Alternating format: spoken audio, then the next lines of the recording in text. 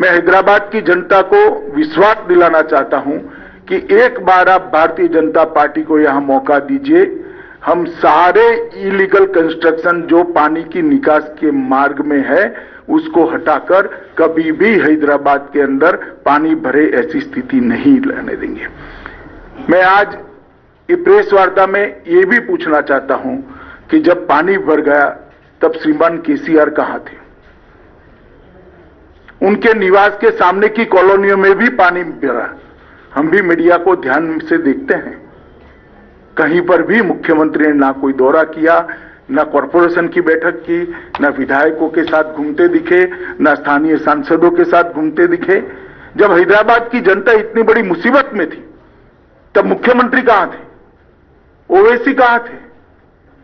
हैदराबाद की जनता के मन में ये बहुत बड़ा सवाल है जिसका जवाब उनको देना पड़ेगा।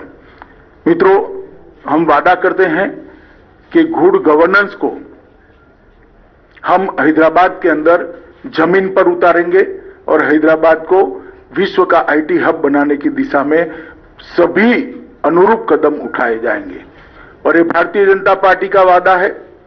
मोदी जी जो कहते हैं वो करते हैं, हम जो कहते हैं वो होता है। चाहे 2014 का हमारा घोषणा पत्र हो या 2019 का घोषणा पत्र हो, हमने सारे वादों पर अमल किया है। मैं हैदराबाद की जनता को 5 साल पहले एक घोषणा पत्र टीआरएस ने भी दिया था जिसको प्रचिन्ह आशीर्वाद मजलिस के भी थे।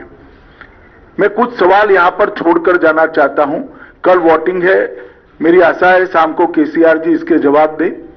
एक तो आपने 100 दिन की योजना का वादा किया था, इसका हिसाब किताब हैदराबाद की जनता मांगती है। क्या हुआ? 100 दिन छोड़िए साहब, 5 साल पूरे हो गए। उसमें से कुछ भी करा हो तो हैदराबाद की जनता के सामने रखिए। एक सिटीजन चार्टर आप देने वाले थे, उसका क्या हुआ? सिटीजन चार्टर छोड़िए, इसका पहला पृष्ठ भी तैयार नहीं हुआ है अभी। और रोजमर्रा के काम के लिए, गटर की सफाई के लिए, रोड की सफाई के लिए, रोड की स्ट्रीट लाइट के लिए हैदराबाद की जनता धक्के खा रही है। भूसी नदी के साथ साथ 42 किलोमीटर का 6 लेन रोड बनाना था। मेरा सभी मीडिया वालों को निवेदन है कि आपकी वैन जरा भूसी नदी के किनारे किनारे घुमाकर वो 6 लेन का रोड हैदराबाद की जनता को एक बार दिखा दीजिए जरा। हैदराबाद की जनता श्रीमान आपसे पूछती है कि वादों का क्या हुआ। 15 डंप यार्ड बनाने थे, एक डंप यार्ड का बोर्ड भी तो दिखा दीजिए। कहां गए वो 15 डंप यार्ड? 4 प्रेक्षागृह रविंद्र भारती की तर्ज पर आप बनाने वाले थे, क्या हुआ? 10,000 करोड़ की एक योजना लेकर आए थे आप, कहां गया 10,000 करोड़? कब खर्च किया? म्युनिसिपल कॉर्पोरेशन के बजट का योग भी बना ले तो इतना नहीं होता है।